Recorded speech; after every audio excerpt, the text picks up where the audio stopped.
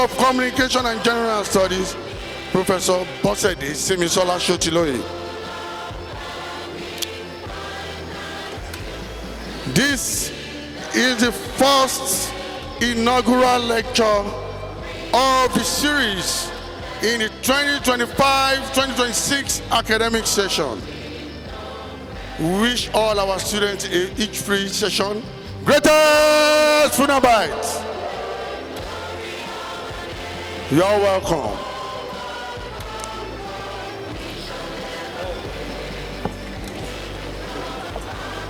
Around fourth inaugural lecture.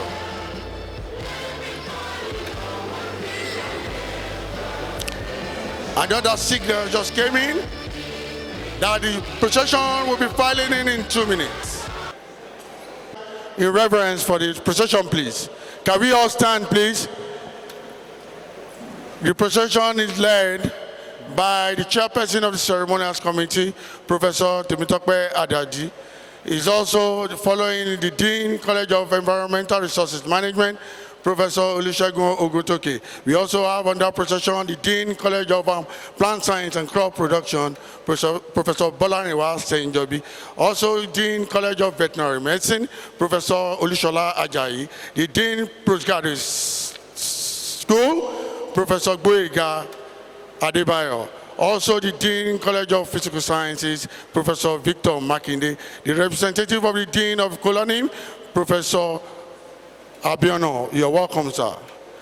Right now, the principal officers, we have the chairman of the Committee of Deans and Directors, and also the Dean, College of Agricultural Management and Rural Development, a member of the University Governing Council, Professor Emmanuel Fakoya. Also on that procession is the Director, Institute of Communication and General Studies, Professor Remy Aduradola. We also have the Head of Program Communication and Language Studies, Dr. Alfonso Zadebi, the University Librarian, Professor Bayomi Oulabi, the Bossa, Mr. Olukayode Oshinoga, the Registrar, Dr. Titus Adeni, the Deputy Vice Chancellor Development, Professor Olawale Dairo, the Deputy Vice Chancellor Academic is here with us, Professor Olukayode Akinyemi, and the 104th inaugural lecturer, Professor Bosede Sinmisola Sotiloye, and the Vice Chancellor, Professor Olushola Babatunde Kehinde. Please let's put our hands together for him, please. Dear distinguished members of the university community, the national anthem, please.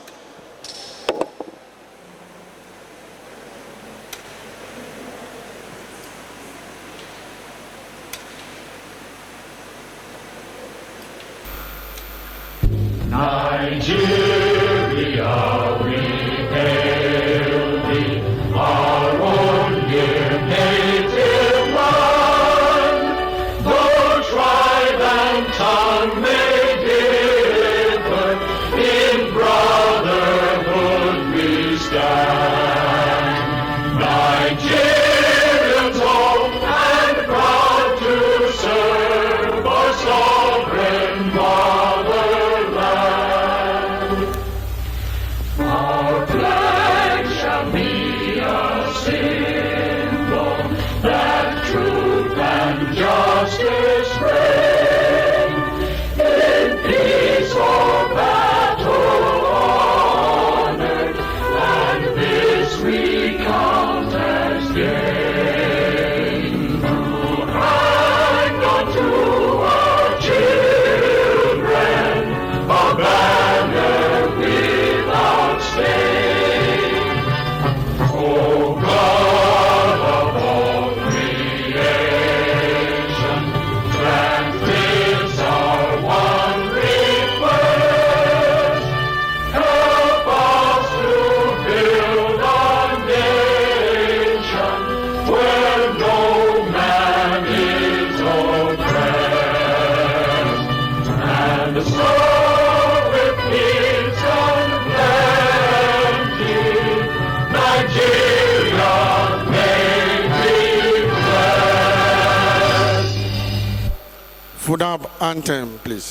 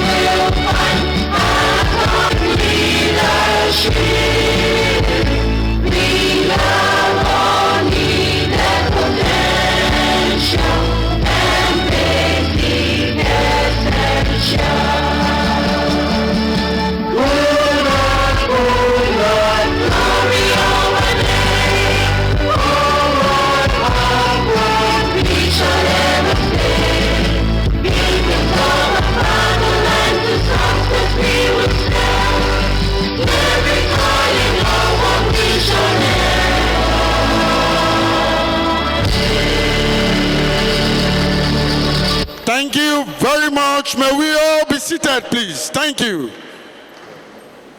Once again, we are all welcome specially to the 104th inaugural lecture of the Federal University of Agriculture, Abeokuta. The lecture is titled, "This World English, Who is Afraid of Evolution?" And the lecture is to be delivered by a distinguished expert in teaching English as a second language from the Communication and Language Studies Program, Institute of Communication and General Studies. Distinguished members of the university community, I would like to respectfully introduce to you the 7th substantive Vice Chancellor of this great university, Professor Olushola Babatunde Kehinde. Please just put our hands together for him.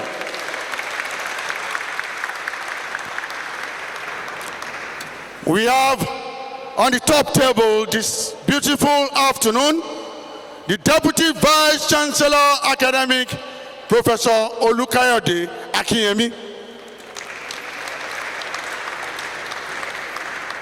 Also here with us on the top table is the Deputy Vice Chancellor Development, Professor Olawale Dairo.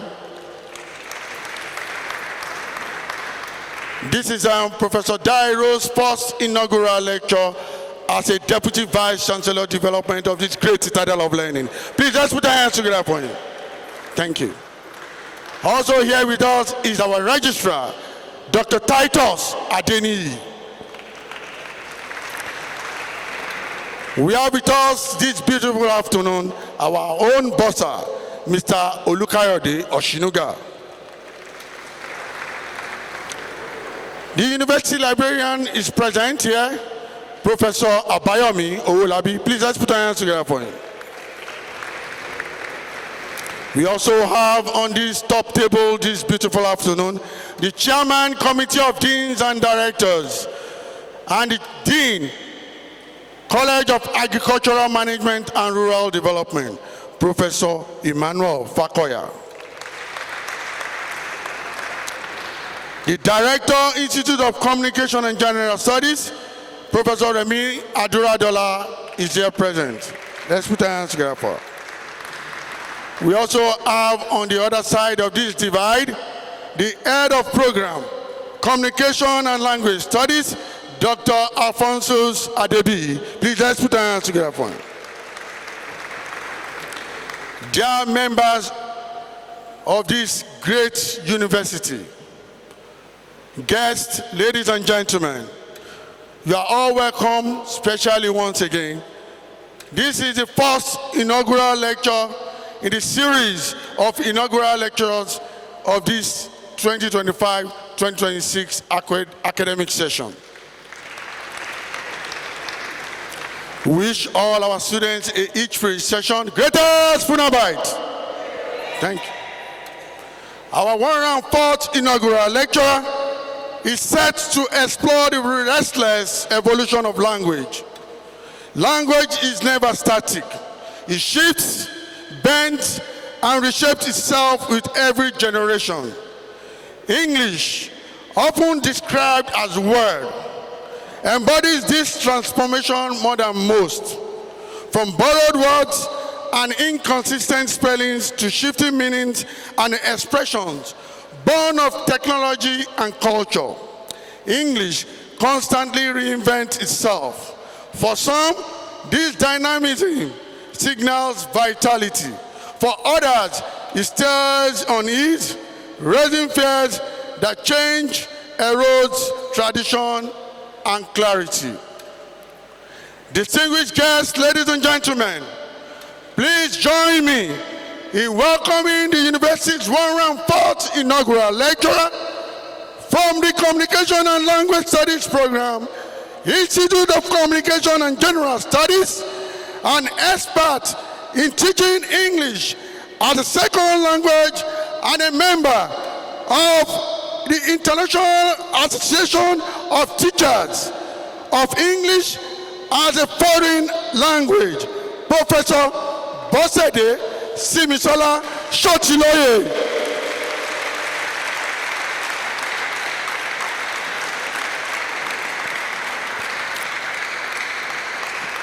Thank you very much. And the lecture is titled, This Word English, Who is Afraid of Evolution? With the permission of the Vice Chancellor, I would like to specially recognize the 104th inaugural lecturers, immediate family members, led by her husband, a former Chief Medical Director of the Federal Medical Center, Abeokuta, Dr. Oladapo Sotiloye.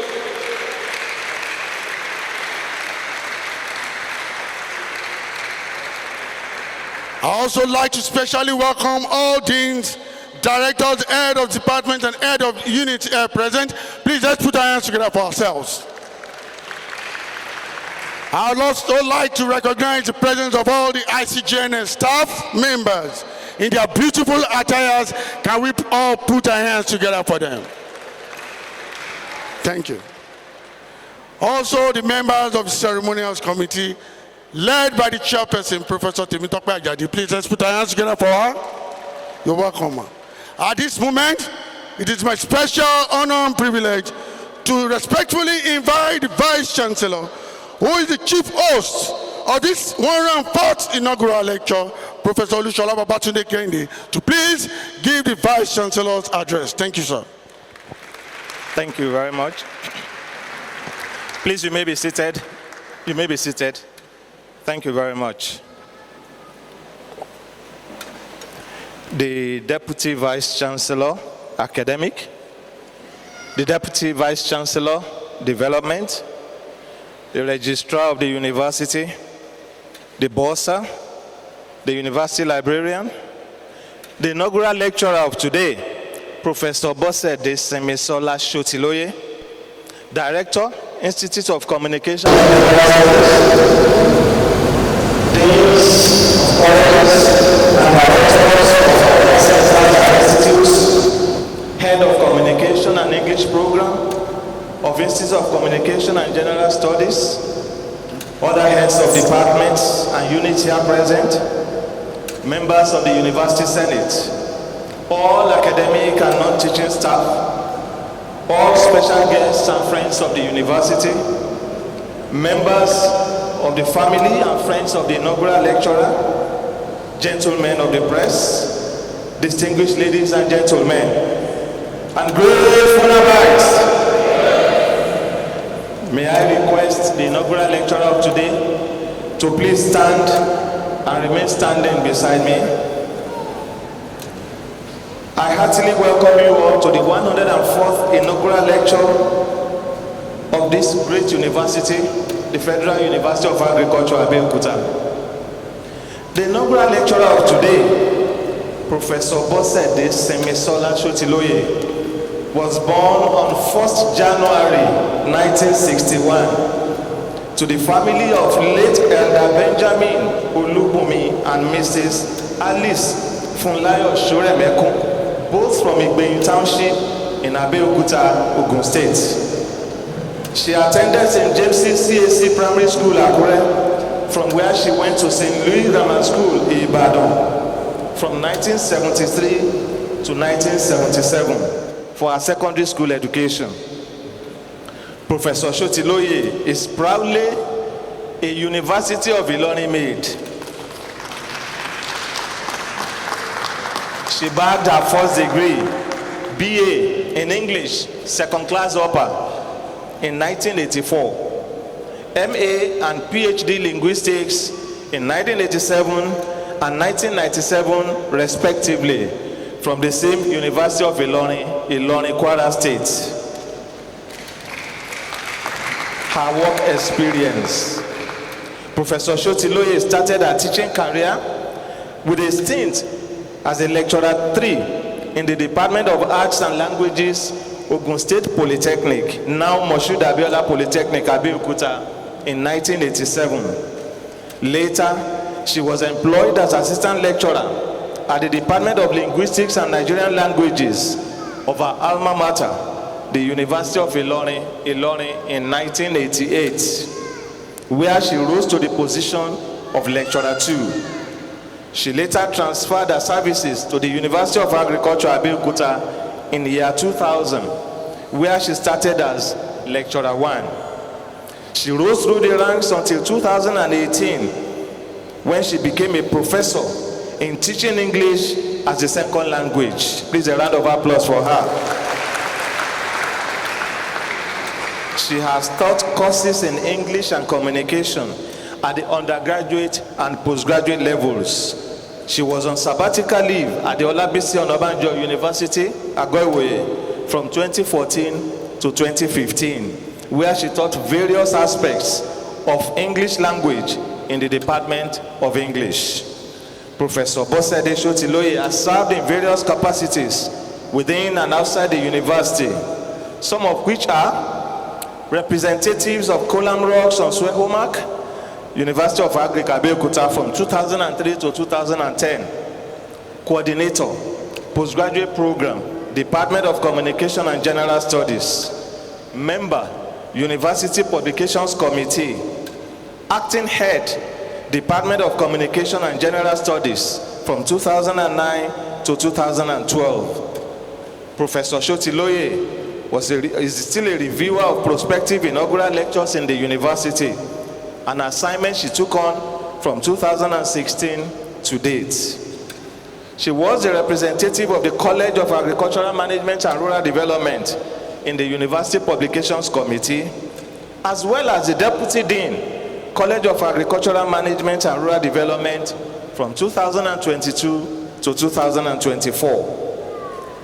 Professor Sotiloye is the Treasurer, National Association of Teachers and Researchers of English as a Second Language, and also the Vice President, National Association of Teachers and Researchers of English as a Second Language from July 2025 till date. She is the Chairperson, Editorial Committee of Redeemed Christian Church of God, Ogun Prof. 1, Good Women Conventions. From 2010 till date, membership of professional bodies. Professor Sotiloye is a member of the International Association of Teachers of English as a Foreign Language, as well as some other professional bodies in her field. She has attended several national and international conferences, workshops, and seminars, and has functioned as a resource person in many. She has to accredit over 50 publications in national and international outlets. She was the treasurer of National Association of Teachers and Researchers in English as a Second Language from 2017 to July 2025, and is now the vice president of the association.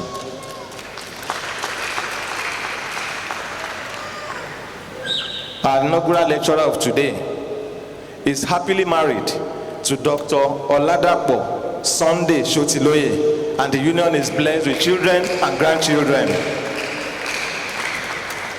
Distinguished ladies and gentlemen, it is my pleasure to invite Professor Bosede Sinmisola Sotiloye, a professor of teaching English as a second language from the Institute of Communication and General Studies, to present her inaugural lecture titled, "This Weird English, Who is Afraid of Evolution?" God bless you all as you listen. Thank you.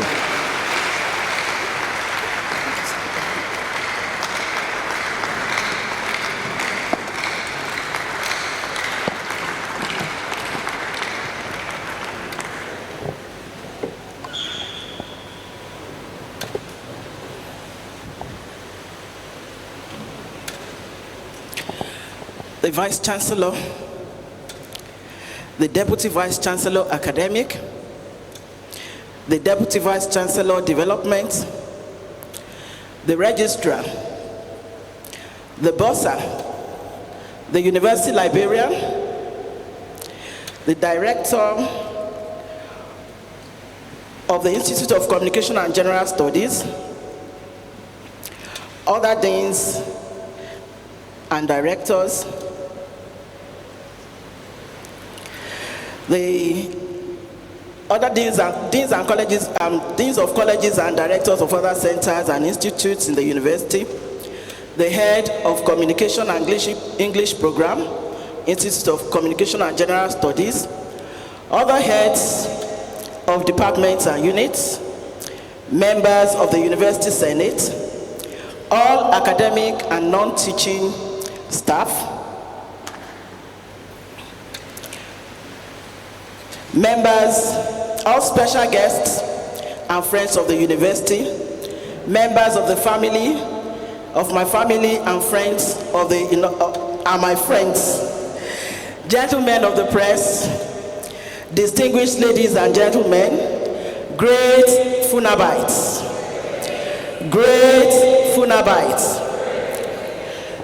I welcome you all to today's inaugural lecture, and I want to start by giving glory to God who has made it possible for me to be here today to present this inaugural lecture. I know that you all have taken time out of your busy schedule to be here, and I pray that as we go through the lecture, we will all learn one thing or the other in it.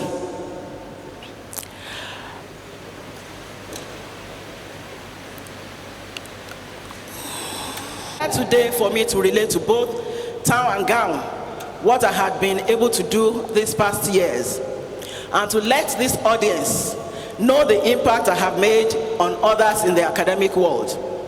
I would also like to show how I have been impacted in this world, the academic world. Going down memory lane, I want to say that this is the 104th inaugural lecture in the Federal University of Agriculture, Abeokuta. It is the third in the English and Communication unit. It is the second in Communication and Teaching English as a second language, and the first in the Institute of Communication and General Studies.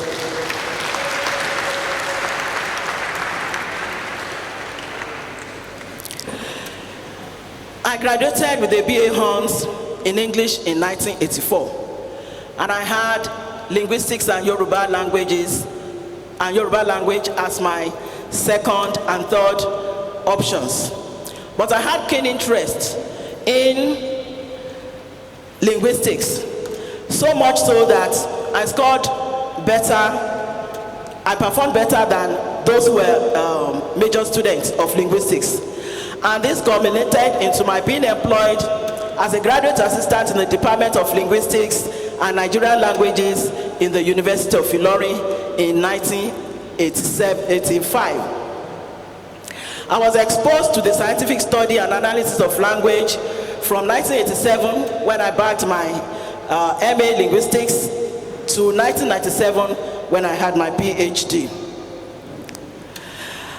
My teaching career started at the University of Ilorin in the year 1988, and I taught all aspects of linguistics, phonetics, phonology, morphology, syntax, and semantics of language. I transferred my services to the Federal University of Agriculture, Abeokuta in year 2000, and I've been teaching various aspects of the English language, literature, and communication studies. My research interest had been on teaching English as a second language, and I've brought to bear my knowledge of linguistics in explaining challenges that are encountered by students and teachers in a second language situation. And my research work has consistently added to the body of knowledge in language teaching and learning in the second language situation. The concept of digitalization in the educational sector has also been of interest to me, as the application of Web 2.0 tools has facilitated my teaching. Having introduced myself and my research interest to this audience, I want to go in earnest to today's topic, which is this word English. Who is afraid of evolution? Mr. Vice Chancellor, sir, I would like to foreground this lecture by the definition of some concepts. And these are phonetics and phonology, word formation processes, orthography, and the evolution of language. I take this one after the other. Phonetics is the study of the production and perception of sounds, speech sounds. And in doing this, phonetics talks about how sounds are made and where they are made, and the parts of speech that are used in making them. In this figure, we have the organs of speech. We have the lips, the teeth, the alveolar ridge, the tongue, the velum. So many parts of the body of the organs of speech are used. For example, we use the lips in pronouncing the sound p. The two lips are used, and so they are called bilabials. So many other things are studied in phonetics. And in phonetics, we can divide the sounds. We can divide the sounds of a language into two: broadly, consonants and vowels. We have the vowels as pure vowels and some as diphthongs. We also have the consonants. The consonants are described in relation to the place and manner of articulation, such that we know where exactly within the oral cavity the sound is made and how it is made. The English language, for example, has 44 sounds, and these are made up of 20 vowels and 24 consonants, and these are as we have stated here. Okay. Phonology is the study of the sound system or patterns of a language. It is related to phonetics because it is phonetics that feeds phonology.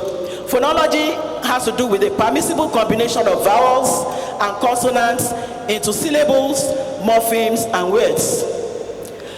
For example, the English language permits what we call consonant clusters and word final consonants. That is, two consonants coming together, staying side by side, and then a consonant ending a word. But this is not the case in every language.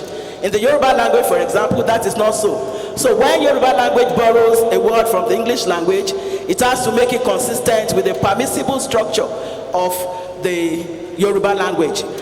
If it borrows bread, for example, because ba and ra are two consonants standing together, the Yoruba language inserts a vowel and in between the ba and ra, and it also adds a vowel at the end because it will not permit consonant final words, and so it produces bread as buredi. And in phonology, we also talk about phonological processes.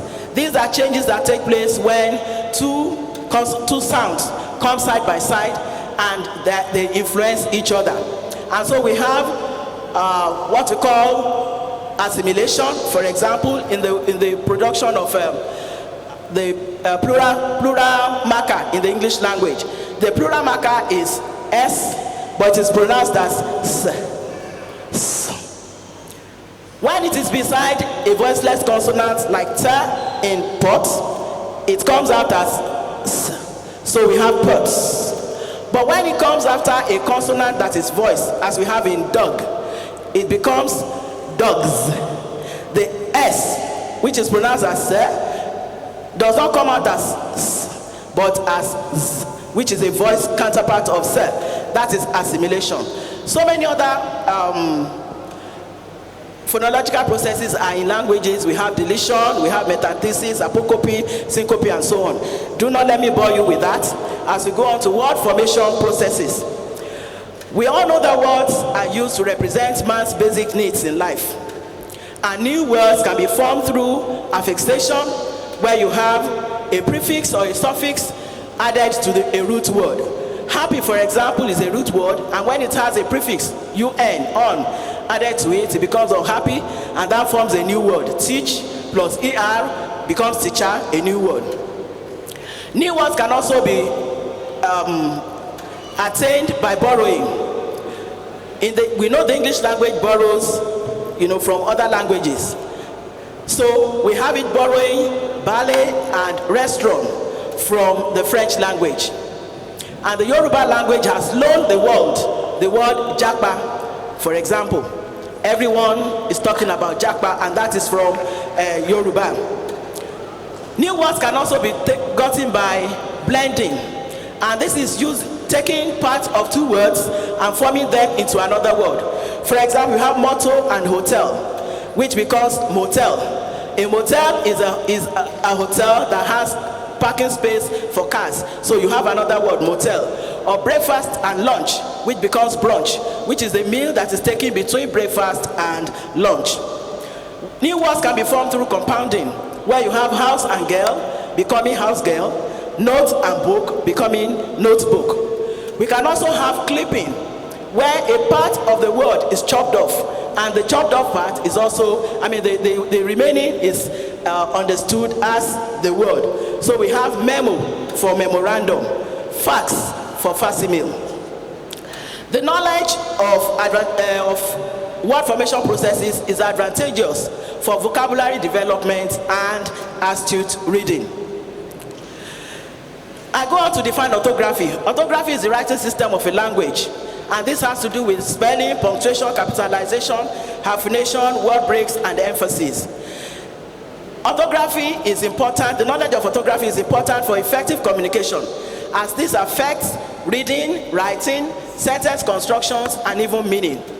I would like that we go through these constructs. There are two pairs. The first one, the lifeline here, depends on where the punctuation is put, the comma. We have release not to be executed. Release not to be executed. We find that the man's life depends on where the comma is put. If it is put wrongly, someone that is not supposed to die will die. Another one that is not supposed to be spared is spared. Or if you take a look at this pair, I'm sure that the women here will want us to read it as a woman without her, man is nothing. While the men will go for a woman without her man is nothing. This is telling us that punctuation, orthography is very much important. And the influence of orthography, is great on the second language learning situations, because if one does not know how to spell, you will not be able to use language properly.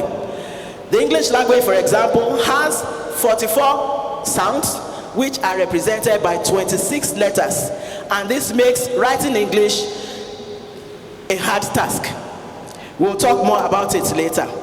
So in summary of the language concepts, I want to say that the knowledge of phonetics, phonology, morphology, syntax, and semantics has great impact on one's ability to listen, to speak, to read, and to write. So it is expedient that one knows the language concept before one can use language appropriately. And the last concept I'm going to define is language evolution. Like any living thing, language is dynamic as it changes over time and space. This is a reflection of changes in man's social, technological, religious, educational, cultural, political, and other needs of life. And that's why we have old, modern, British, American, Nigerian, or Ghanaian English, because it changes in space and in time. The evolution we are talking about may be phonological, morphological, syntactic, or semantics. And New English is what we have now across the globe, because language is changing. But I have a question here. Is evolution language decay or good development?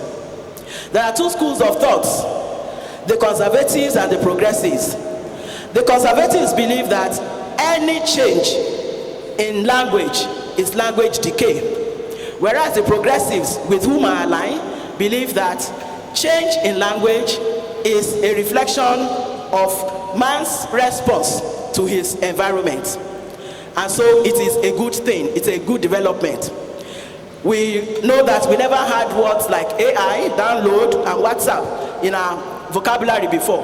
But because of change in technology, we have this now. So language change is a good development. Mr. Vice Chancellor, sir, I would like to let this audience know about my contributions to knowledge. And I'm going to do this in 4 parts. The first is teaching English as a second language. The next is studies in communication, technology in teaching English as a second language, and a necessary Herculean task that I want to talk about. I'll start with issues in teaching English as a second language. You know, the English language is of high premium in our society, in fact in the world, because a failure in it may mean stagnation for some people. And so it is expedient that we teach it well and learn it well. In my experience, I had dealt with listening, speaking, reading, and writing. I'm going to take this one after the other. I'll start with listening, which is the first of language skills to be acquired or to be learned. Listening is a psychological process that requires inner contextual analysis of speech sounds. It involves understanding a speaker's accent or pronunciation, his vocabulary, grammar, and comprehension of meaning. And only a skilled and active listener is capable of doing these 4 things simultaneously. Although it is often downplayed, but it is necessary for classroom, workplace, and life successes. And we had a study in conjunction with Popola and some others in 2012. And that study was based on our relating with some set of students during the orientation program. We met them at the orientation program. We grouped them into 34 of them, and we had them grouped into experimental and control groups. We gave them a pre-test on listening comprehension, and we found that only 4.2% of the students scored average mark of 12. The others failed. They couldn't make up to 12 over 25. And so we took them on a treatment by giving them the rudiments of active listening and teaching them how to listen to understand for 2 weeks. After 2 weeks, we brought the groups together again and gave them a test. 75.6 of the experimental group was able to score above average, whereas the control group remained at 4%. And this showed us that listening, teaching listening is very important because it has implications for performance. And so we advocated in that study that students should be taken through active listening. And we said in the university, they should be done, that should be done during the orientation. For some time we practiced it, but I think we have labs now. This will help them even to be able to catch up as they go into their content courses. Mr. Vice Chancellor, sir, I also had some research on teaching and learning oral English. And I would like this audience to know the challenges that we faced and how we went about doing it. We had some challenges, and we had to adopt learner-friendly approach to these speech challenges. We had problems with the mother tongue interference, and we adopted some strategies for their correction. The challenges were many. First of them was that the students' attitude was not encouraging. Being science students, they always felt, why do I need to be taught how to speak? Do I need to speak in carrying out my research? But that's a fallacy, because if they carry out research but cannot relay it to the public, it stays on the shelf. So we had to reorientate them to know that they must learn how to speak properly. We also had a problem with the system itself, because there was tangential reference to phonetics, that is art of speaking, in the NUC approved BMAS curriculum. Although that has been taken care of in the CC Mass, but we need working tools, sir. We need to have a language laboratory where they can be taught how to speak properly. And prior to 2002, to buttress the fact that this was not taken into consideration before, the workbook for teaching them was titled Listening, Reading, and Writing. There was no reference to speaking. This is compounded even by time constraints. We have just 2 hours allocated per week, and it's not enough to teach them. And then large classes. It's hard to teach how to speak in a large class because of the crowd. And then I have said there's lack of equipment. I'm sure the Vice Chancellor will address that and give us equipment to teach. Thank you, sir. And then we had challenges with the students themselves. Our classes were made up of people from the Yoruba and Igbo language communities, linguistic communities, and they have problem with transferring their mother tongue into the English language. There are some sounds in the English language that are not in our mother tongue, in Yoruba or any other mother tongue that we have around here. And so what the students did, and what most people do, is to transfer what they think is near to the English language sound and produce it so. And so the Yoruba learners in the class were producing thin instead of thin, seal instead of zeal, fan instead of van, or shoe instead of chew. And this was a great problem, although we taught them and they took to correction. The Igbo learners had problem with la and ra. I'll talk about that later. So we had how they mispronounced the words and what we did to help them. I'm going to talk about the strategies that we used for correcting them. And I'm starting with the glottal fricative. It is the letter H, but it is pronounced as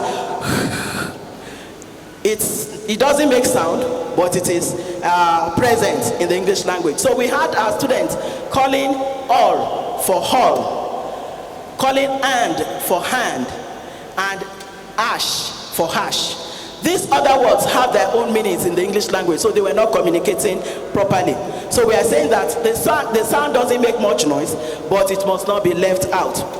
Conversely, we had some of them inserting the H where it is not in existence. So we have hover instead of over, hafia instead of afia. And this was, a great problem, and we had to teach them what to do. Mr. Vice Chancellor, sir, I was at a conference recently, and a beautifully presented paper was marred with the production of artificial intelligence as AI instead of AI. People like me just switched off, because what would you want to teach me if you don't know how to pronounce what you're teaching? And so we had problems. You don't know if what a person wants to say is, did he hit it or eat it? That was a challenge. And what we did was to let our students know that they could help themselves by the use of some what we call minimal pairs. Minimal pairs are words that are different in meaning with respect to only one sound. And that is what we have here. So we had them produce in drills words like hedge, edge, horse, us, ham, am. And this helped them a great deal. We also had another problem. That's with the voice labiodental fricative, v, and it was substituted with f, the voiceless one. And we had a learner-friendly technique that we used. We asked the students to place a piece of paper a little bit away from their lips while pronouncing each pair.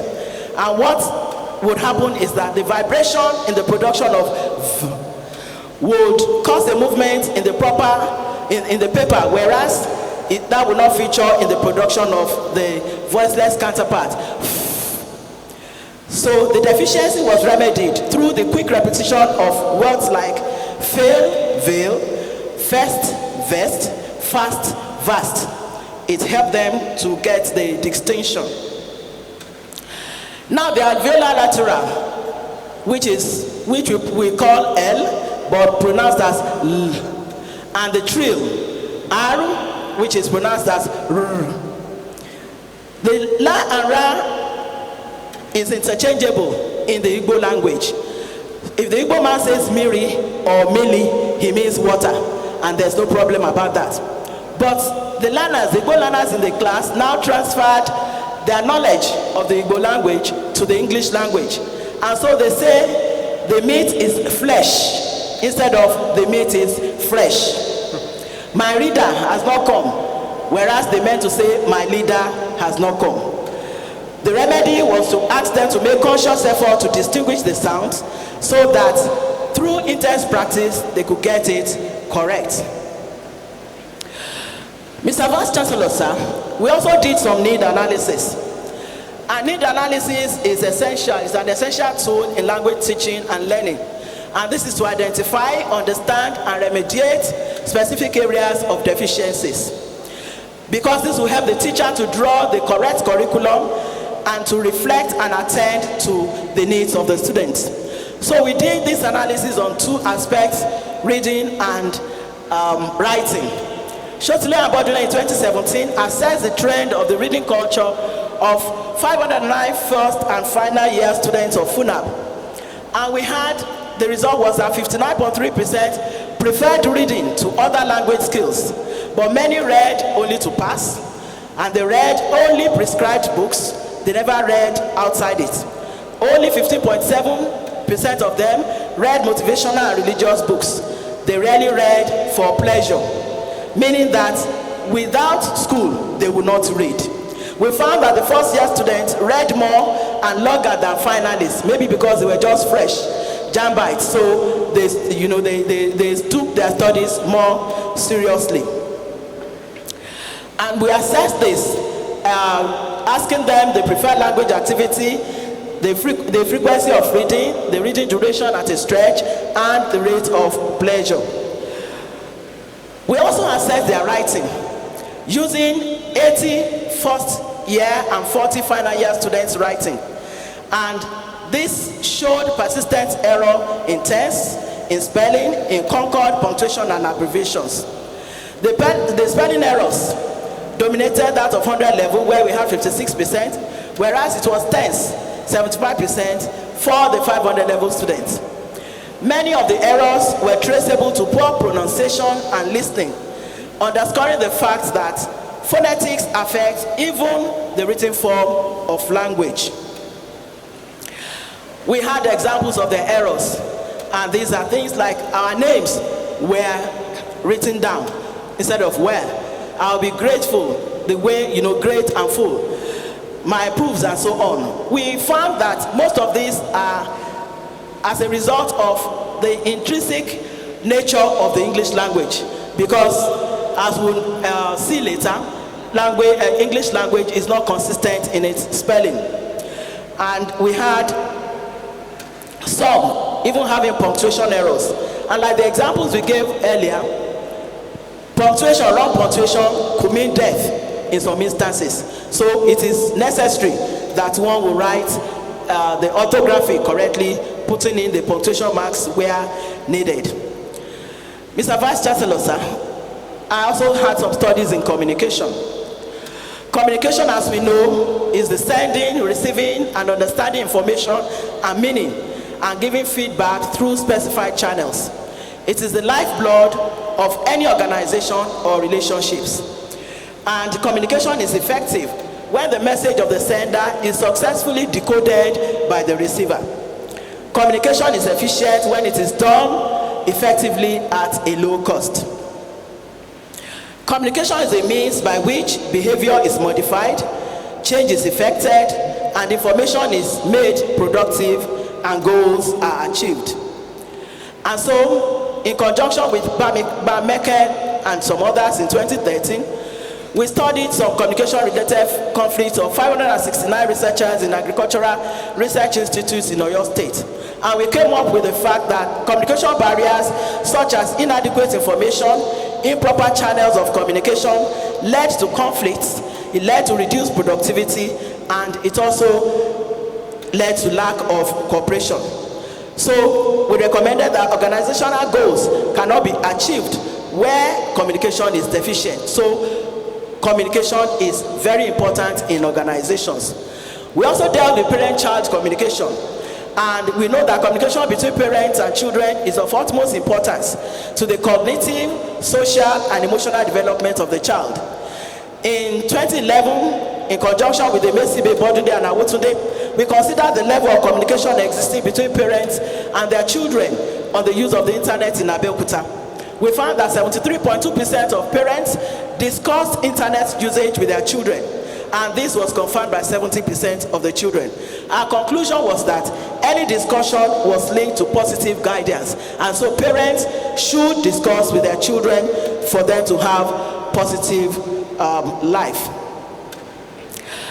The use of technology in teaching English as a second language. We found sometimes that our students were not showing interest in classes, and we pinned it down to the fact that as teachers we were just giving them information. So we leveraged on the use of technology, and we divided our students into two groups. Actually many groups in some instances, because the classes were very large.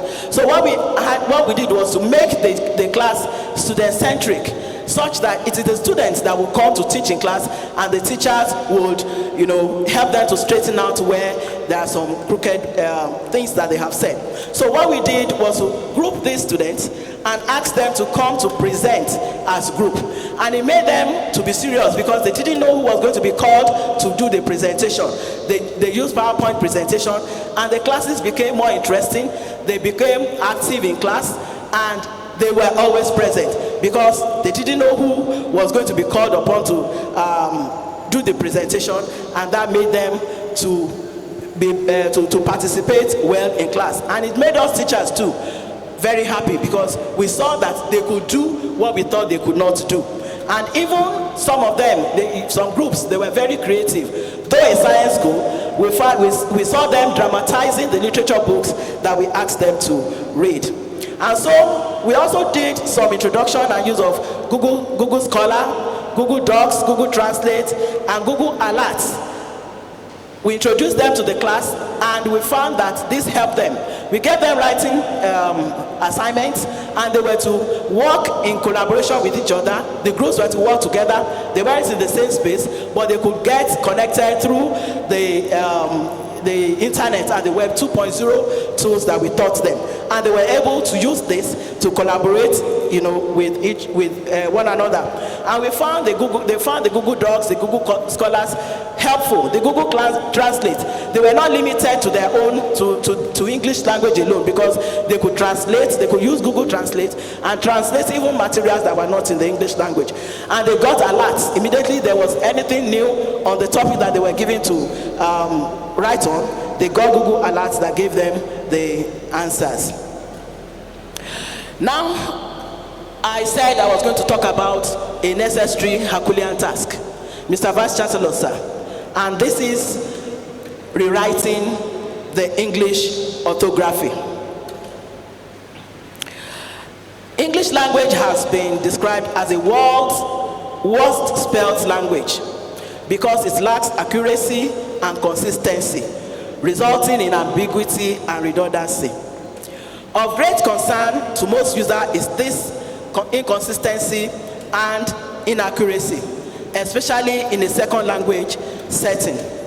I would like that you consider these sentences with me, taking particular note of the words in bold. The nurse wound the bandage around the wound. We plant the plant all around the plant. He took a bow with a bow in hand. And I wonder where sand is when the Englishman says he's eating sandwiches. This set of sentences and the likes, and my 4-year-old's confusion in 1992 when he came back from school and said, "Mommy, where is the K in CAT? Cat." Because the teacher tells him to say CAT, but he now pronounces cat. And then he asked, why do we need to write 2 G's in egg? This made me to begin to think about what solution we can give to the English language. And that made me to come up with what I'm going to talk about, in some few minutes. We know that with this kind of spelling inaccuracy and so on, A learner will need great intuition to master the English language. And the alternative is what we have now, that people are, having their own Englishes. And that's why we have American English, Nigerian English, Ghanaian English. This that we have is nothing but evolution. And this is no news, Mr. Vice Chancellor, because languages, including the English language itself, have changed over the years, ranging from how sounds are pronounced, how words are spelled, how sentences are constructed, to the association of meaning.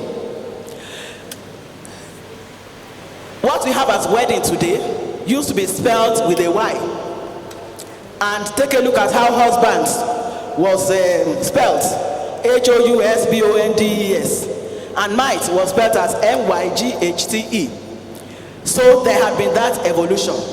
In the medieval English, the word maid used to refer to an unmarried girl, an unmarried person. But that is not the meaning now. We know that maid means someone who helps you, at home. So having established the difficulty in the English language system, Sotiloye and Bodunde 2013 made a proposal for its rewriting. I want to say that the orthography of a language, like I mentioned earlier, includes the way letters and diacritic symbols represent the sounds of a language in a spelling system. And this orthography can be written in using several principles. One of them is the phonetic principle or the phonemic principle. And then we have several others that are not related to this discourse today. So the phonetic principle assigns a letter to every sound and its allophones, whereas the phonemic principle assigns a letter to a phoneme. A phoneme consists of a distinctive sound and its allophonic variations. I would like to explain this to this audience with this. You may not fully understand it, but it is that I want you to note that the first letter in Pit is not the same letter, is not the same sound as we have in Spit. Though we write the two of them with a P, but the second one is what we call an aspirated sound. So the first is P, the other is Sp. Mr. Vice Chancellor, sir, if you had provided the equipment, maybe they would have. So they are not the same, but the English language assigns just one letter P to the two of them, and that is okay. But whatever principle of orthography is adopted, it is required that a good orthographic design be accurate, where the sounds and letters must agree in number. It must be consistent. That is, it must represent a sound by the same grapheme all the time. And it must be convenient to use so that the learner is not taxed unnecessarily. The learner must be familiar with it, and then there must be harmonization with others that the learner has known. You will agree with me that the English language falls short of the first two requirements. It is not accurate and it is not consistent. And I show this with what we have here. Lack of accuracy, 44 sounds represented by 26 letters. And then lack of consistency. The U sound in the English language can be written in 18 ways. But I give you just 5 of this. It is written as U in rule. It is UI in fruit. It is EW in flu. It is double O in moon. It is OUGH in through. This is confusing. And learners will naturally go for easier ones. For example, the American spelling. It's easier to spell because it's what to pronounce than to spell. So you have color. The American will write COLOR instead of inserting a U. Catalog, he does not need the UE at the end, so he stops at G. He pronounces jail and writes JAIL. But the British will write GAOL and expect you to pronounce it as jail. This is confusing. And so what people do is just extend the easy spellings that they have found and use what they think is convenient for them. And so on signboards or billboards, you see things like great, GRAIT for great. And then they write the college with a K. This is innovative, but then it is not correct, because what you have here is a combination of the letters and sounds. So a phonetic or a phonemic orthography will write it as G-R-E-I-T, or write the correct the way I have written it. It may not be clear to you now, but this is what it ought to be if you were talking phonemic or phonetic, using phonetic principle. And of interest was an advertisement by the Bonvita producer. Sometimes it had A to Z of nourishment. The producer the advertiser wanted us to know that the Bonvita was rich in nutrients. So he writes nourishment, writing it with a CH instead of nourishment. And I looked at it and I said, yes, the Englishman gave him the reason to do so, because the Englishman will write CHASSIS and pronounce it as chassis, and will write fuchsia, CUSCHIA, and pronounce sh. So the advertiser took advantage of that and said, let's call it nourishment, because I can also refer to it as nourishment. So the second language learner is faced with the dilemma of which grapheme will represent a sound correctly. And this is the reason we have asked for a systematic selection of symbols that correspond on a one-to-one basis with the significant sounds of phonemes of the English language. You find that the younger generations, by convenience, are sorting themselves out. They are using a one-to-one correspondence of phoneme and grapheme in their text messages, so they don't bother to write the English as the British man will write it. Sometimes they even go beyond what orthographers will offer them. And you see them writing things like IYKYK. And it means, I'm sure those that are not Gen Zs here will not know what it means. But it means, if you know, you know. They write TGIF, thank God it's Friday. Or oh my God, they write it as OMG. And they go their way. It's faster that way. Talking about the English orthography, there had been earlier reforms. But these earlier reform proposals had never enjoyed, or had hardly enjoyed, political support. Because according to BET 2007, spelling reform to the generality of the British seems to be tantamount to tampering with their constitution. But this is not so, because we have had some others do it. We know what we are proposing is going to be expensive, and it will be an Herculean task, but it is surmountable when all hands are on deck. And we find that it is achievable, just like that of the Dutch.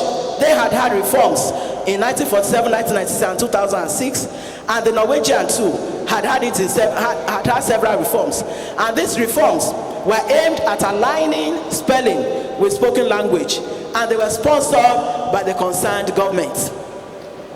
Even in Nigeria here, the Yoruba language had its orthography reformed. Some of us remember that we used to write aye when we were pronouncing aye, instead of eye, and we had ungo, because that was the way the Englishman who wrote our orthography for us then perceived it. But when we had people who could, say it correctly and write it correctly, we had this reform. And that by 1976, it got integrated into the educational system. And what we write now is easier. It is what you pronounce that you write. You don't have anything intrusive. So if you can do it for these languages, why not the English language? And so we have some recommendations. We are not claiming finality to this, because I know that it will still go through. This is just the starting stage. It will still go through some other reforms. But our major aims are to make the language more useful for international communication by proposing a consistent spelling system of one phoneme, one grapheme. And we are planning to remove all superfluous graphemes such as double and silent letters where they do not manifest in pronunciation. So we have a one-to-one correspondence of sounds and letters by achieving, and that is achieving accuracy, and we achieve consistency when one letter represents a sound only and always. In our recommendation, we're going to be making use of what we call the International Phonetic Alphabet, IPA symbols, and this is something that is standard in language studies. So our recommendations are this. And it's for the consonant. This is for the consonant. It is the same thing as what you already know, except for 5 sounds. And these sounds are je, she, the, and And what we are proposing is that we can use this international phonetic symbol to represent the je. So before now, that je was represented by S in pleasure, represented by G in garage, represented by Z in seizure. So why not write what you are pronouncing? And that's what we have proposed. For the other 4, we could use the IPA symbols or use some digraphic representations. And that is the sh will be represented by a CH, which we are familiar with. So that's what we have in sharp, in ocean. We can have the th represented by TH, as we have in thin, and so on. Time will not permit me to reel out all the others.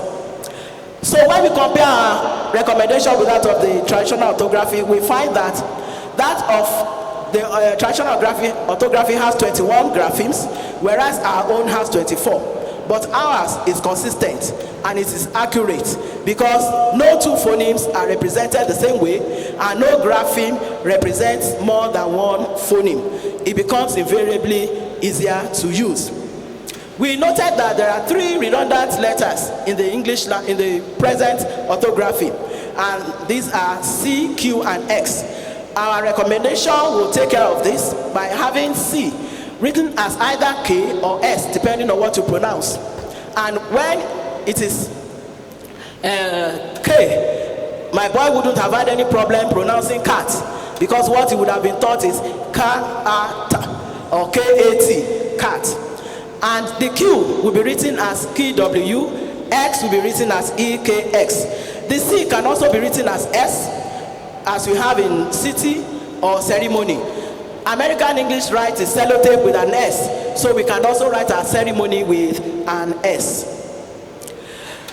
The problem that we have is with the vowels, because there are 20 vowels in the English language, which had hitherto been written with 5 letters.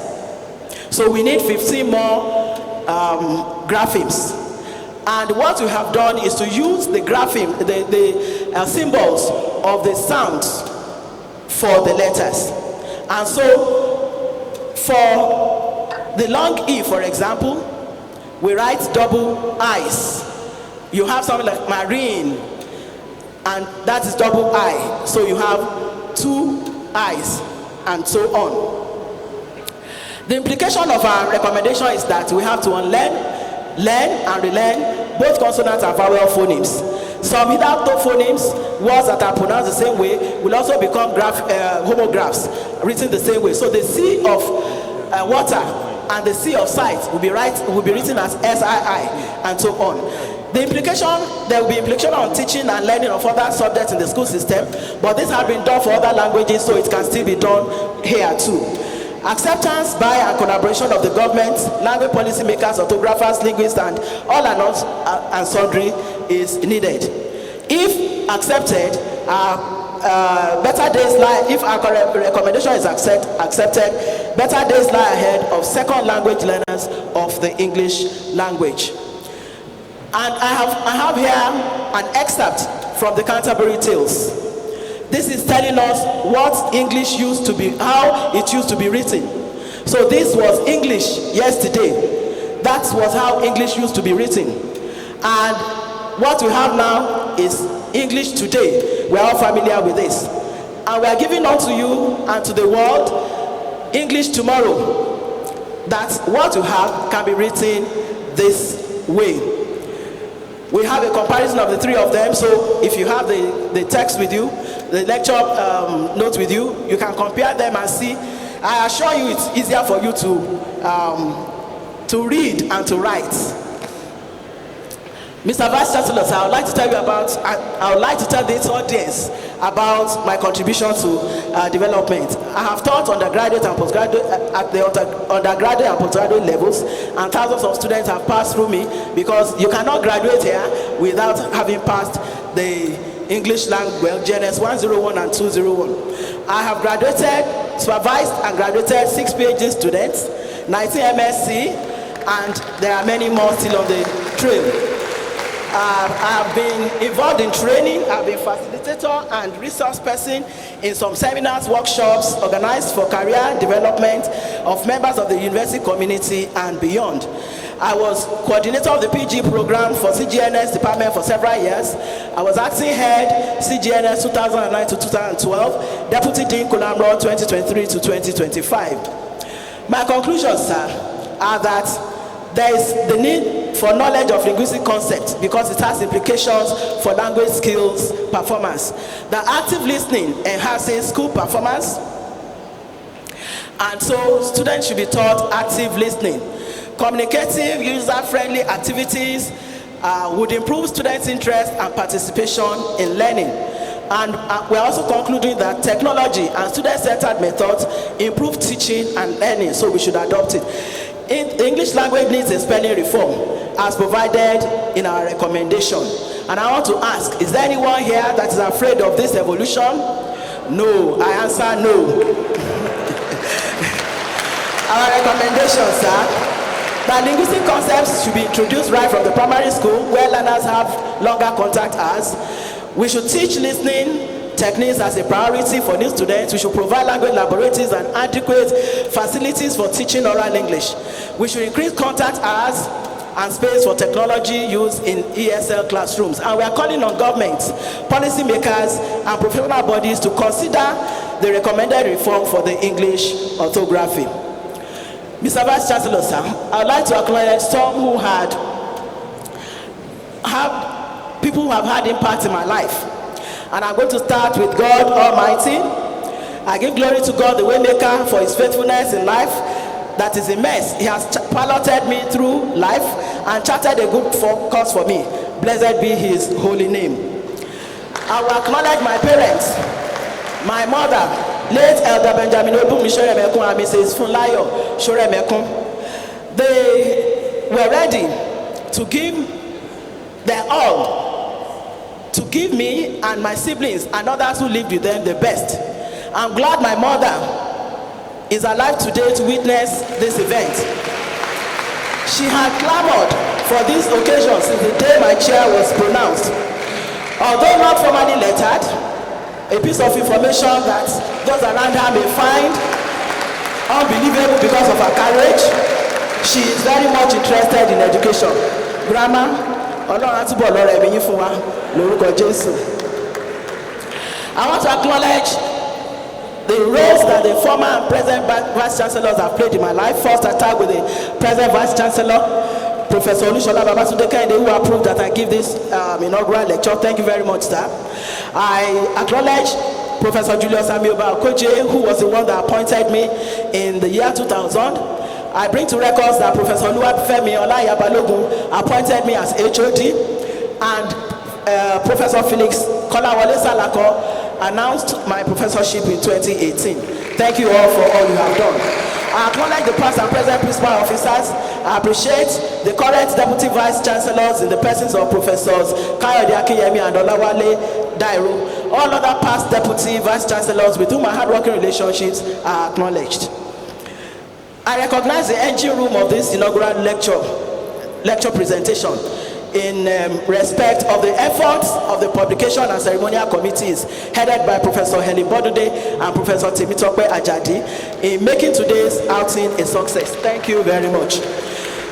My ICGNS family cannot go without being acknowledged. With nostalgia, I remember how closely knitted we were when I joined the Department of Communication and General Studies. You have all contributed to my success today, and I put on record each one, academic and non-teaching, that I had worked with.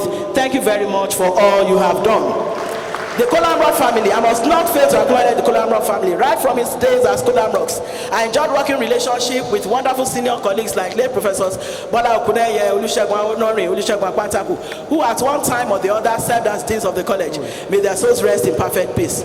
I recognize other past deans and deans of the college in the person of Professor Kerodolu Ali and Professor Wale Dikweolu. I appreciate the current dean of the college, Professor Olugbenga Fakoya, our own dear 100% dean, under whom I served as the deputy dean. He made the work easy as we worked together as a family. Other Kolamrock members, academic, non-academic, please, I acknowledge you and the deputy deans and everyone that I had worked with. Time will not permit me to mention you word by word. My friends are numerous. I have enjoyed fellowship with them all, and they have impacted me in one way or the other. I cannot possibly mention them all for lack of time and space.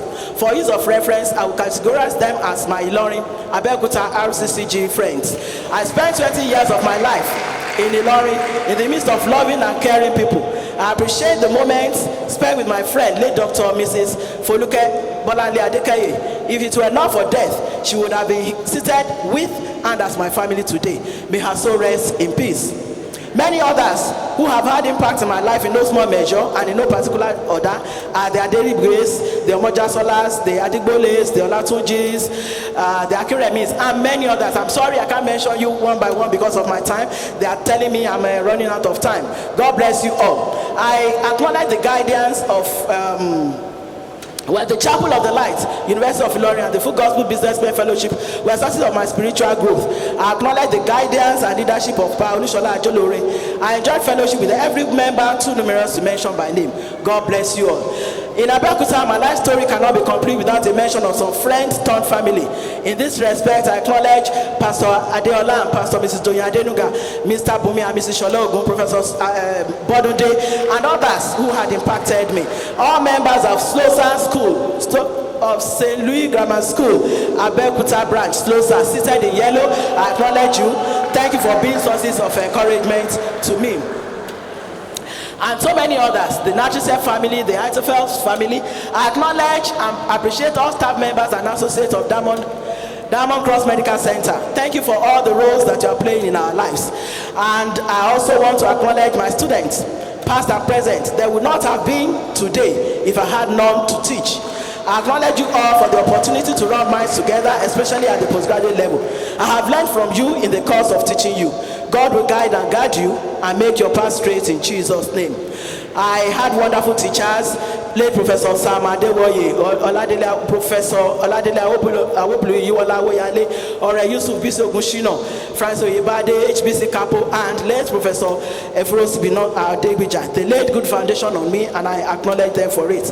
My in-laws, I thank my in-laws, the Sotiloye and Show Me families, for their support since I joined the family in 1988. My husband's siblings, late Paulu Ole Sotiloye, late Paul, all of them. I'm sorry I can't mention you one by one because of my time, but I have enjoyed fellowship with you. I also have enjoyed fellowship with the Shotowa and Ashiwaju Ashegun families by virtue of our children's marriages. God bless you all for your roles. My siblings, I acknowledge you all. You know yourselves. So I say that thank you for living your life with me together. And all members of Shonemeko and Olageshin families are appreciated. My immediate family, what failed me to give the true description of you all have been to me. I appreciate God for giving me, for now, 3 boys and 2 girls in Onokpemipo and Ibukolu Sotiloye, Taiwo and Ebolu Sotonwa and the Anolu Sotiloye. And our adorable grandchildren, Oluwakufemi, Oluwafimidara, and Tiwatope. You have all been good. I want to reorder it. Tiwatope, Oluwakufemi, Oluwafimidara. You have all been wonderful. God keep you all in Jesus' name. And then to the love of my life, the husband of my youth, Oladapo Sunday Sotiloye. You have been all I need in a man. Loving, caring, helpful, gentle, and most importantly, God-fearing. Thank you for the all-round support, emotionally, financially, and spiritually. You encouraged me and pushed me into delivering this lecture. I love you with all my heart, and I pray God will satisfy us both with long life, so that we can together eat the fruit of our labor. In Jesus' name, amen. I will enjoy you all to please help me in singing this song to the glory of God. Thank you. I thought okay, I should start.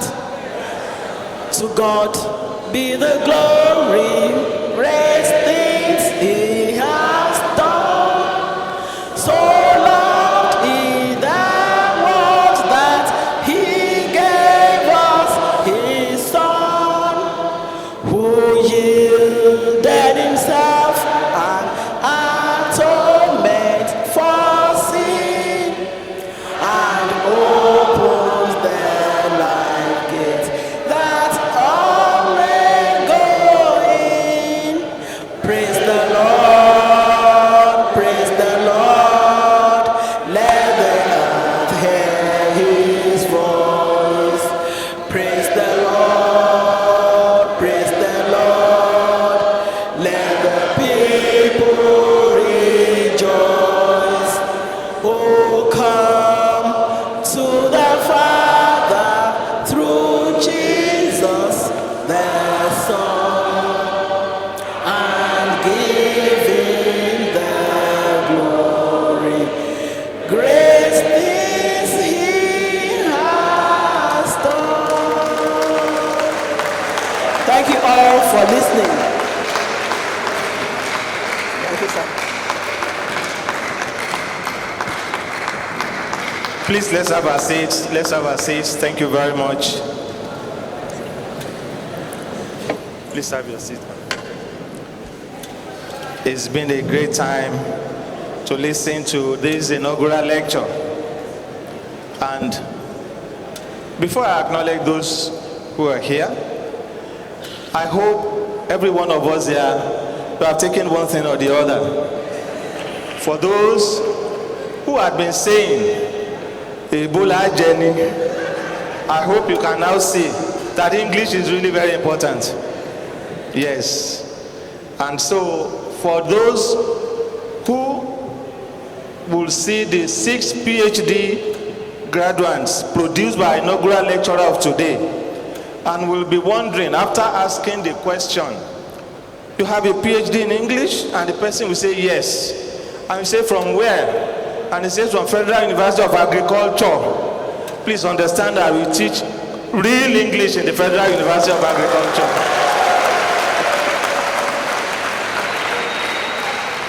So I want to thank each and every one of us for your listening attention and for being part of the 104th inaugural lecture of our university. Please, before I appreciate a few more of our guests, kindly grant me the indulgence of introducing to you the woman who taught me English language in secondary school.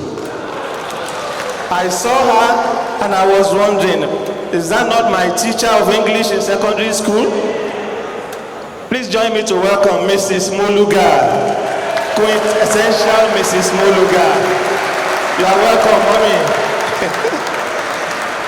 She taught me English language at Abeokuta Grammar School. Thank you, ma. You are welcome, ma.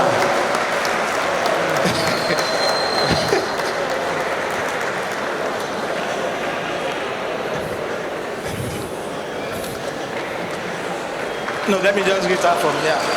Thank you so much, mommy. And Lema, yes, ma. Emma worry, no, Emma worry, mommy, thank you very much. A round of applause. You know, I have to do this because I was at a place one day and the man was speaking English language and he spoke the language so eloquently that one of the persons in that garden said, but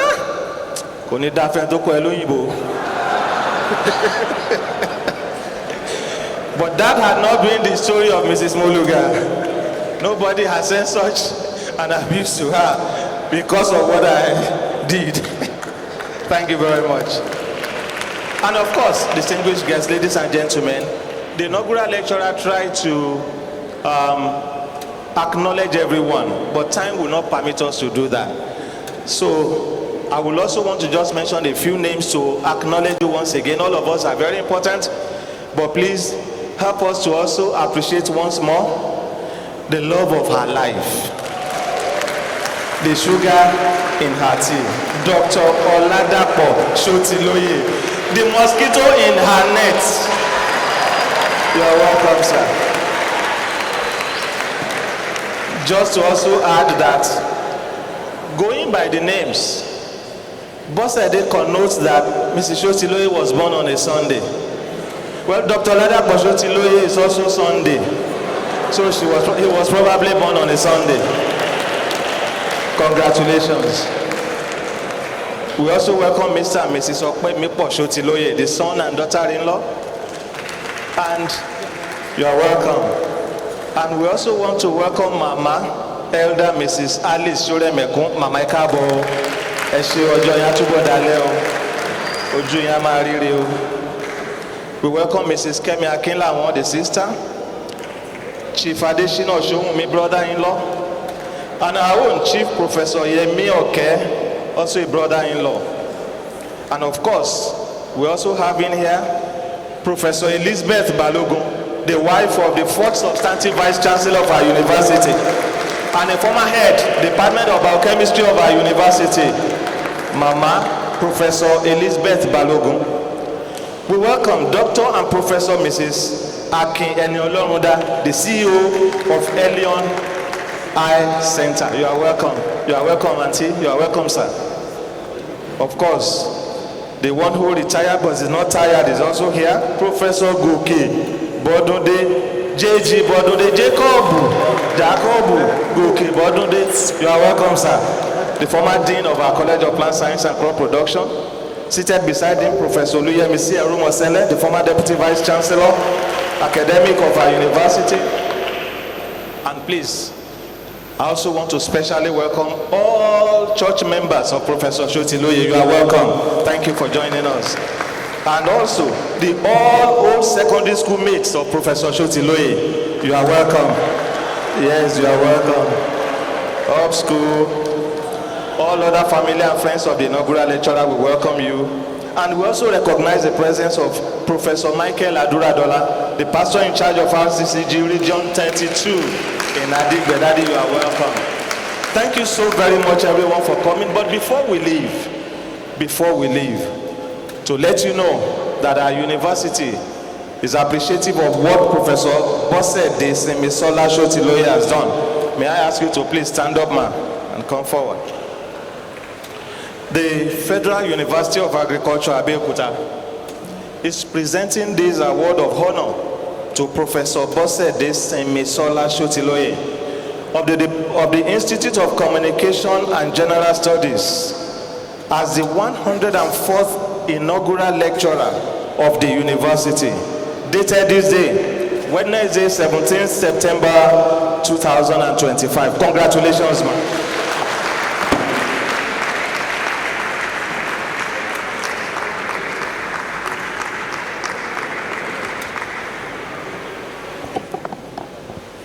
Also, well, by the help of English and Englishes, some of these products have been made. So we present this to you from our university, ma. Thank you very much. Congratulations. Distinguished ladies and gentlemen, we have come to the end of the 104th inaugural lecture of our university. Thank you so very much for being a part of it. God bless you all. Thank you very much, sir. We have come to the end of the 104th inaugural lecture of the Federal University of Agriculture, Abeokuta. Please listen to this following announcement. The procession will file out in revised order through the central hall, while for the FUNAB anthem, followed by the national anthem. Thank you.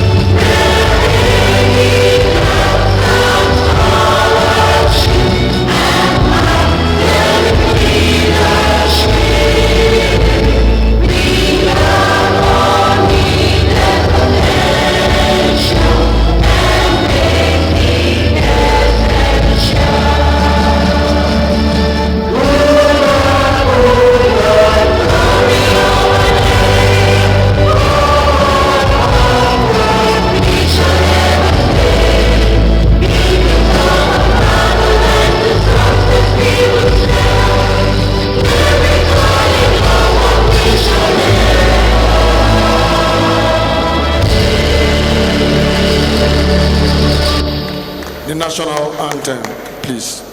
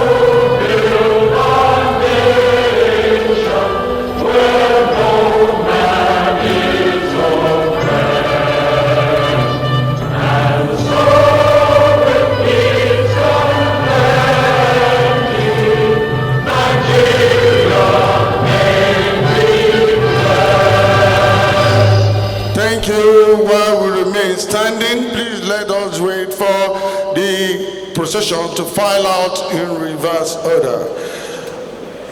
We have come to the end of the 104th inaugural lecture of this great citadel of learning, and the title of the lecture was "This Word in English, Who is Afraid of Evolution?"